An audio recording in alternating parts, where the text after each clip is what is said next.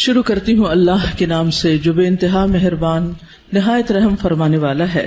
علم کیا نہیں، نشرح ہم نے کھول دیا، لکا آپ کے لیے، صدرک سینہ آپ کا، ووضعنا اور اتار دیا ہم نے، عنکا آپ سے، وزرک بوجھ آپ کا، الذی وہ جس نے، انقضا توڑ دی تھی، ظہرک کمر آپ کی، ورفعنا اور بلند کیا ہم نے، لکا آپ کے لیے، ذکرک ذکر آپ کا، فإن پس یقیناً، مع ساتھ، العسری تنگی کے، یسرا آسانی ہے، ان یقیناً، مع ساتھ، العسری تنگی کے، یسرا آسانی ہے، فإذا پس جب، فرغتا فارغ ہو جائیں آپ، فانصب تو محنت کیجئے، وإلی ربک اور طرف اپنے رب کے، فرغب پس رغبت کیجئے۔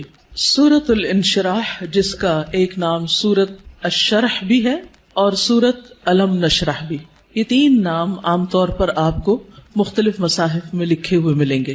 تینوں میں معنی ایک ہی ہے، مکی سورت ہے، پچھلی سورت کا تتمہ ہے یعنی کمپلیشن ہے۔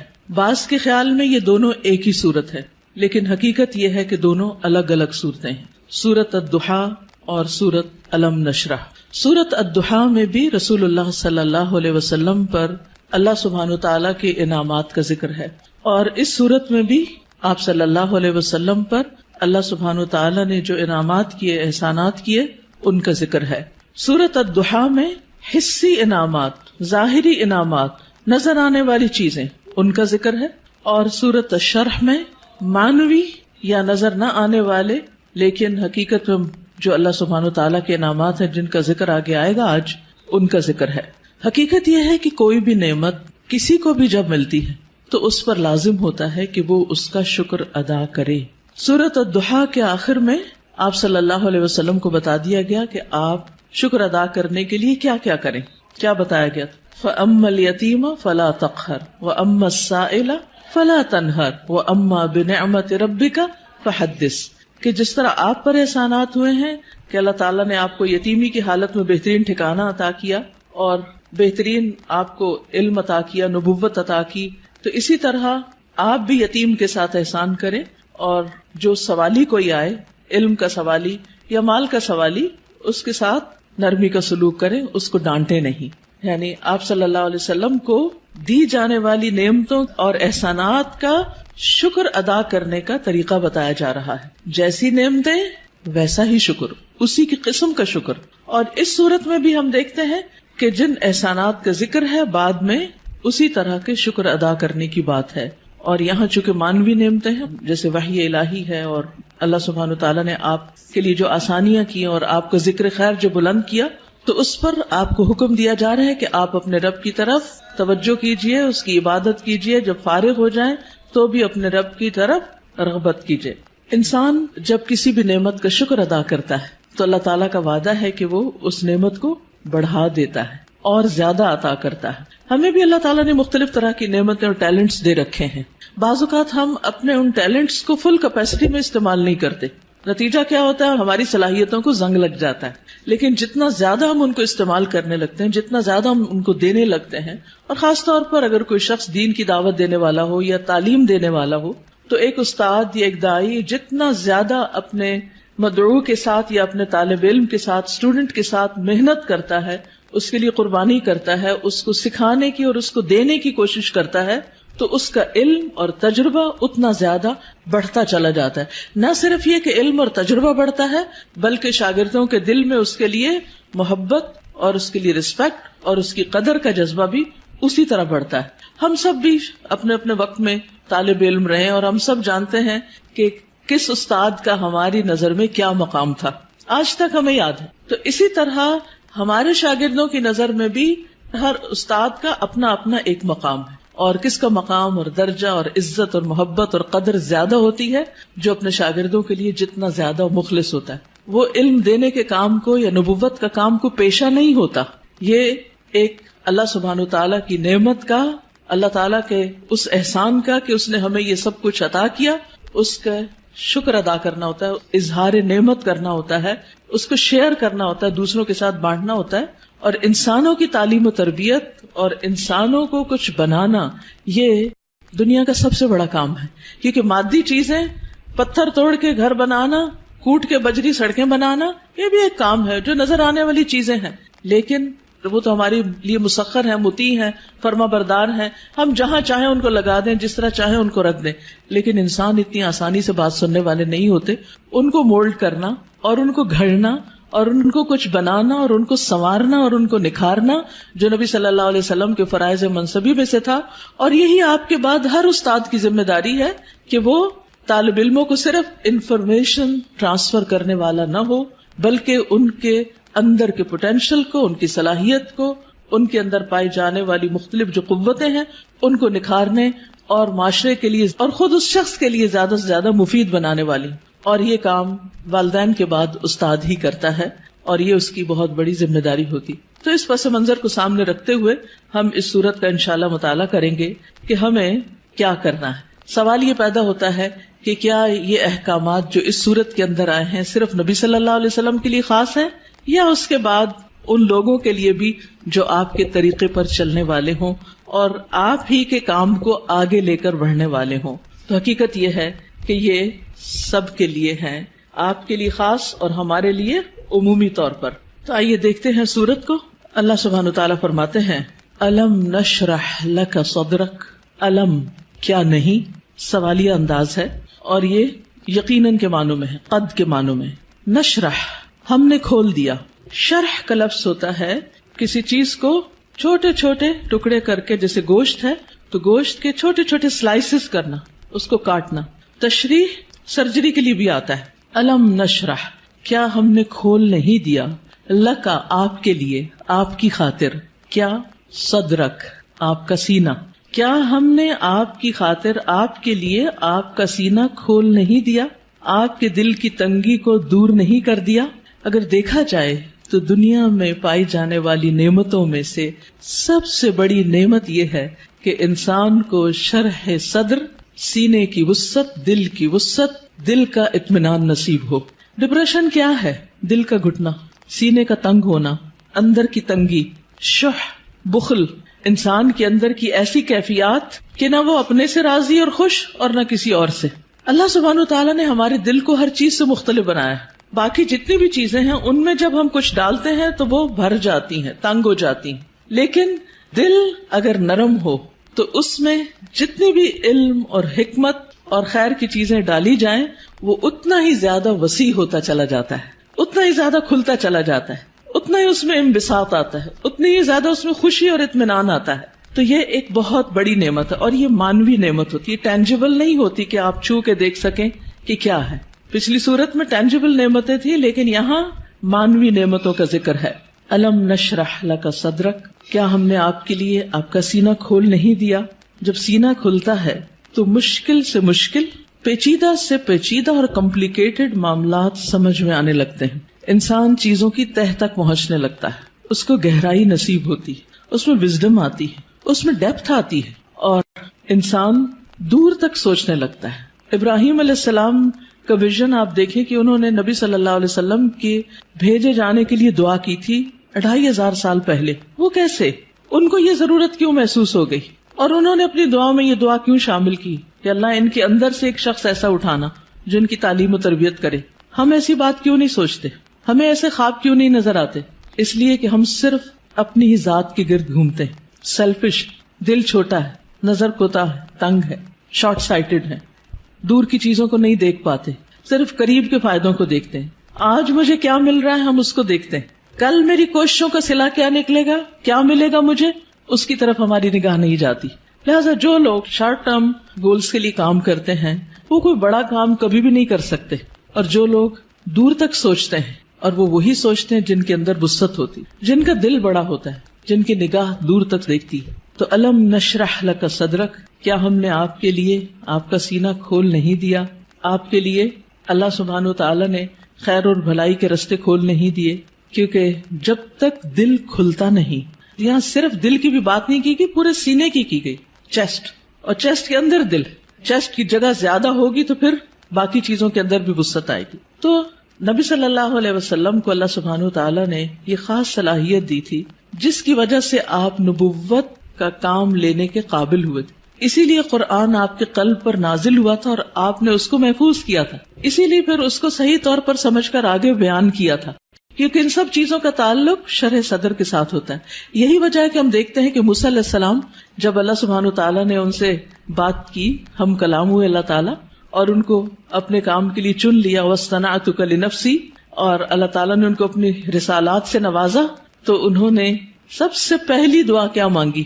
رب اشرح لی صدری ویسر لی امری واحلل عقدۃ من لسانی یفقہوا قولی، کہ اللہ میرا سینہ کھول دے، یہ ساری بات مجھے بھی سمجھ آئے اور دوسروں کو بھی سمجھ آئے، اور میرا کام آسان کر دے، اور میری زبان کی گرہ کھول دے تاکہ لوگ بات سمجھ سکیں، اور مجھے میرے گھر والوں میں سے ایک مددگار میرے بھائی ہارون کو عطا کر. تو بہرحال اللہ سبحانہ وتعالی جس کے ساتھ بھلائی کا ارادہ کرتا ہے، من یرد اللہ بہ خیرا یفقہہ فی الدین، اور پھر افمن شرح اللہ صدرہ، کیا بھلا وہ جس کا سینہ اللہ نے کھول دیا، فہو علی نور من ربہ، اور وہ اپنے رب کی طرف سے ایک نور پر ہو. تو جس کا سینہ اللہ تعالیٰ کھول دے، اور خصوصاً جس کو اللہ ہدایت دینا چاہتا ہے، صحیح راستہ دکھانا چاہتا ہے، تو اس کے بارے میں کیا فرمایا؟ من یرد ان یہدیہ یشرح صدرہ للاسلام، جس کو اللہ ہدایت دینا چاہتا ہے اس کا سینہ اسلام کے لیے کھول دیتا ہے، اس کو وسعت عطا کر دیتا ہے، اس کے دل میں پھر اسلام کی محبت پیدا ہو جاتی، وہ اس کے لیے کچھ کرنا چاہتا ہے. اور ساری قربانیاں اس کے بعد ہی ہوتی ہیں جب انسان کا سینہ کھل جاتا ہے. اور پھر آپ دیکھیں کہ سینہ تنگ کب ہوتا ہے، دل تنگ کب ہوتا ہے؟ جب لوگ ہم پہ باتیں کرتے ہیں، جب لوگ ہمیں ہرٹ کرتے ہیں، تو پھر ان کی طرف سے ہمارا دل تنگ ہو جاتا ہے، پھر ہم معاف نہیں کر سکتے، پھر ہم اپنے دل میں حسد اور بغض اور ان چیزوں کو بھر لیتے ہیں، پھر ہم ان لوگوں کے ساتھ خیر اور بھلائی نہیں کر سکتے. لیکن آپ دیکھیے کہ پیغمبروں کو لوگوں نے کون سا لقب ہے جو نہیں دیا، ساحر، کاہن، مجنون، شاعر، نہ جانے کیا کچھ، لیکن کیا انہوں نے ان باتوں کو دل میں رکھا اور لوگوں سے انتقام لیے اور جوابی کارروائیاں کی، یا ان کو معاف کر کے پھر بھی ان کی ہدایت کی دعائیں کرتے رہے؟ جنہوں نے پتھر مارے طائف کے سفر پر، آپ نے ان کے لیے کیا کیا؟ ان کے لیے بھی دعائیں کی. ہر موقع پر، نہ صرف یہ کہ نبی صلی اللہ علیہ وسلم نے، بلکہ باقی پیغمبروں میں. آج بھی جو شخص واقعی سچے دل سے اسلام کی خدمت کرنا چاہتا ہے، یعنی جس کے دل میں اسلام کی خدمت کا جذبہ ہے، اسے لازمی طور پر اپنے دل کی وسعت کے لیے دعا کرنی، اسے اپنے دل کو کھلا کرنا ہوگا، اسے لوگوں کو معاف کرنا ہوگا، اسے لوگوں کی غلطیوں سے درگزر کرنا ہوگا. اس کے علاوہ بعض لوگوں نے اس کا یہ معنی بھی بیان کیا ہے کہ نبی صلی اللہ علیہ وسلم کا شق صدر کیا گیا تھا، آپ کے سینے کو واقعی لٹرلی کھولا گیا تھا 2 مرتبہ، ایک دفعہ بچپن میں اور ایک دفعہ بڑے ہو کر معراج کے موقع پر. اور اس میں کیا ہوا تھا کہ آپ صلی اللہ علیہ وسلم کے پاس جبریل آئے، انہوں نے آپ کا سینہ کھولا، ساتھ ان کے سونے کا پیالہ تھا جس میں زمزم کا پانی تھا، آپ کا دل نکالا گیا اور پھر اسے زمزم کے پانی سے دھویا گیا اور واپس اس میں ایمان اور حکمت بھر کے اندر رکھ دیا گیا. تو لٹرلی بھی آپ کے سینے کو کھول کر آپ کو، یعنی کہ آپ کے دل کو صاف کر دیا گیا، اور اس میں کسی کے لیے کسی طرح کبھی کوئی حسد، بغض اور کوئی بھی چیز باقی نہ رہی. اور آج اسی چیز کی ہم سب کو بھی ضرورت ہے کہ ہمارے دلوں میں کسی کے لیے کوئی نفرت اور کوئی بھی حسد اور بغض نہ ہو، لوگوں کو معاف کرنا جانے اور خوش رہیں، مطمئن رہیں. ایسے ہی دلوں کے اندر ایمان آتا ہے، ایمان بڑھتا ہے، ایمان کی زینت ہوتی ہے، اور پھر ایسے ہی لوگوں کو ہدایت ملتی ہے، حق کی معرفت ملتی ہے. تو الم نشرح لک صدرک، جب سینہ کھلتا ہے تو انسان تقدیر پر بھی راضی ہو جاتا ہے. انسان چھوٹی چھوٹی باتوں کو لے کے بیٹھ نہیں جاتا، انسان اپنے وقت کو ضائع نہیں کرتا، انسان تقدیر پر راضی ہو جاتا ہے. انسان کا پھر عبادت میں دل لگتا ہے، عبادت کی طرف لپکتا ہے، عبادت کی طرف دوڑتا ہے. نماز پھر قرۃ عین لگتی ہے، آنکھوں کی ٹھنڈک لگتی، نماز پھر بوجھ نہیں لگتی، اللہ تعالیٰ کے کسی بھی حکم کو اپنانا مشکل نہیں لگتا. اور یہ صرف اس وقت ہوتا ہے جب انسان کا سینہ کھل جاتا ہے. الم نشرح لک صدرک، اور پھر کوئی بات سمجھنے میں رکاوٹ نہیں آتی. انسان بنا کہے دوسروں کی باتیں سمجھنے لگتا ہے، اسے دوسروں کی ضروریات نظر آنے لگتی ہیں، وہ دوسروں کی کیئر کرنے لگتا ہے. دوسری نعمت جس کا ذکر کیا گیا، وَوَضَعْنَا عَنْكَ وِزْرَكَ، اور ہم نے اٹھا دیا آپ سے، ہٹا دیا آپ سے، وزرک آپ کا بوجھ. وضع ان کا مطلب ہوتا ہے کسی چیز کو اٹھا لینا، اور وزر کہتے ہیں بھاری بوجھ کو. اور وزر قرآن مجید میں گناہ کے معنی میں بھی آتا ہے، ذنب کے معنی میں بھی۔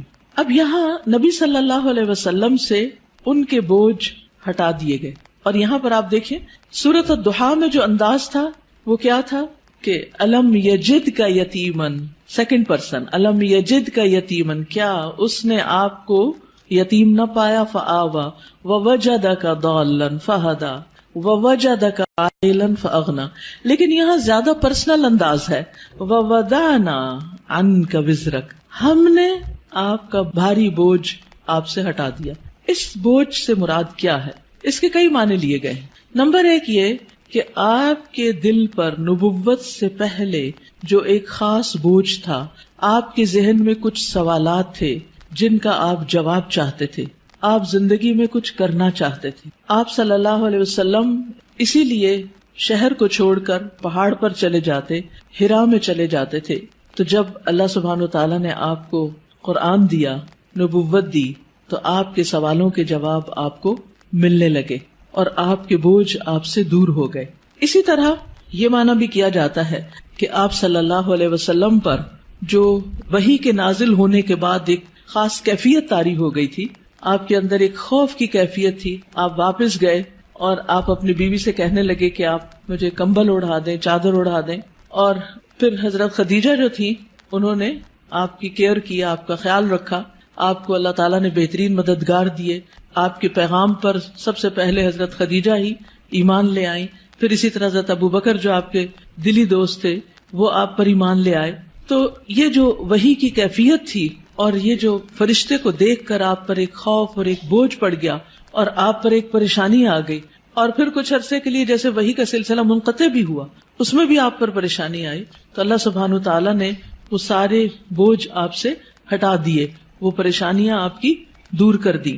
اسی طرح یہ معنی بھی کیا جاتا ہے کہ نبوت سے پہلے کے 40 سال جو آپ کے اللہ تعالیٰ کی عبادت میں نہیں گزرے تھے، جس کا آپ کو ملال تھا، تو وہ کیفیت بھی آپ سے دور کر دی گئی۔ پھر اسی طرح یہ معنی بھی کیا گیا ہے کہ خلاف اولا جو کام آپ سے ہوئے، خلاف اولا کا مطلب یہ ہوتا ہے کہ پیغمبر کا درجہ اور مقام بہت بڑا ہوتا ہے۔ جیسے ایک مقولہ ہے نا کہ حسنات الابرار سیئات المقربین، جو نیک لوگوں کی نیکیاں ہوتی ہیں وہ مقربین کے غلطیاں شمار ہوتی ہیں، یعنی جو اللہ کے خاص اور مقرب بندے ہوتے ہیں ان کے لیے سٹینڈرڈ بہت ہائی ہے کہ ان کا اخلاق بھی عظیم ترین ہو اور ان سے چھوٹا سا بھی کوئی قصور، کوتاہی، کمی بیشی نہ ہو۔ لیکن نبی صلی اللہ علیہ وسلم انسان بھی تھے، جیسے عبس وتولی میں آیا کہ ایک شخص آپ کے پاس آیا کچھ پوچھنے کے لیے، آپ نے تھوڑی سی اس سے بے رخی برتی، تو یہ بے رخی کیا تھی؟ یہ ایک اللہ سبحانہ تعالیٰ کی نگاہ میں ایک قصور تھا آپ کا، تو وزر کا معنی قصور بھی کیا گیا ہے۔ تو اللہ تعالیٰ نے وہ بھی آپ کا اگلے پچھلے سب قصور معاف کر دیے اور آپ کے بوجھ آپ سے ہٹا دیے۔ وَوَضَعْنَا عَنْكَ وِزْرَكَ الَّذِي أَنْقَضَ ظَهْرَكَ، وہ جس نے آپ کی کمر توڑ دی، یعنی آپ کو جس کا بہت زیادہ بوجھ محسوس ہوتا تھا۔ نقیض ہوتا ہے کسی چیز کو اس طرح توڑنا کہ اس میں سے کڑکڑانے کی آواز ہو، یعنی کڑکڑاہٹ، جیسے چارپائی کے اوپر اگر زیادہ لوگ بیٹھ جائیں تو کیا ہوتا ہے، یا کبھی کرسی کے اوپر کوئی بھاری شخص بیٹھ جائے تو اس کے اندر سے جو آواز نکلتی ہے نا، تو وہ کیا کہلاتی ہے؟ نقیض کہلاتی ہے۔ تو انقض ظہرک یعنی جس نے آپ کی پیٹھ کو بوجھل کر دیا تھا، آپ کے اوپر ایسی ذمہ داری آ پڑی تھی کہ آپ اس کی وجہ سے بہت دبے ہوئے یا آپ بہت اس کی وجہ سے بوجھل محسوس کر رہے تھے، تو اللہ سبحانہ تعالیٰ نے وہ بھی آپ سے دور کر دیا۔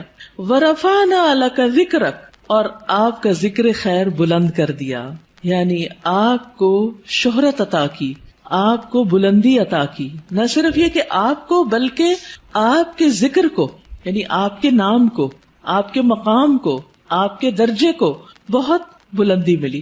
اور اس کے لیے ایک حدیث میں آتا ہے کہ نبی صلی اللہ علیہ وسلم نے فرمایا کہ جبریل علیہ السلام میرے پاس آئے اور کہا کہ آپ کا رب کریم پوچھتا ہے کہ آپ کیا جانتے ہیں کہ میں نے آپ کے ذکر کو کس طرح بلند کیا ہے؟ رفعنا لک ذکرک کیسے ہوا؟ میں نے جواب دیا کہ اس حقیقت کو اللہ تعالیٰ ہی بہتر جانتے ہیں۔ تو اللہ تعالیٰ نے فرمایا کہ آپ کے ذکر کی بلندی کی کیفیت یہ ہے کہ جہاں میرا ذکر کیا جائے گا وہاں آپ کا بھی ذکر کیا جائے گا، یعنی نبی صلی اللہ علیہ وسلم کا ذکر بھی۔ اور اسی لیے ہم دیکھتے ہیں کہ جب ایک شخص مسلمان ہوتا ہے تو کیا پڑھتا ہے؟ لا الہ الا اللہ اور محمد الرسول اللہ، یعنی اسلام میں انٹر ہونے کے لیے جو کلمہ پڑھا جاتا ہے. اسی طرح اشہد ان لا الہ الا اللہ و اشہد ان محمدا عبدہ و رسولہ. پھر اسی طرح آپ دیکھیے کہ 5 وقت جو نماز ہوتی ہے آذان، اس میں اشہد ان لا الہ الا اللہ و اشہد ان محمد الرسول اللہ. پھر نماز میں تحیات اور پھر اس کے بعد درود شریف، اس میں بھی نبی صلی اللہ علیہ وسلم کا ذکر ہوتا ہے. پھر اسی طرح جب بھی جہاں بھی جو بھی آپ کا نام لے ساتھ آپ کے اوپر درود و سلام بھیجے، پڑھنے والا بھی اور سننے والا بھی.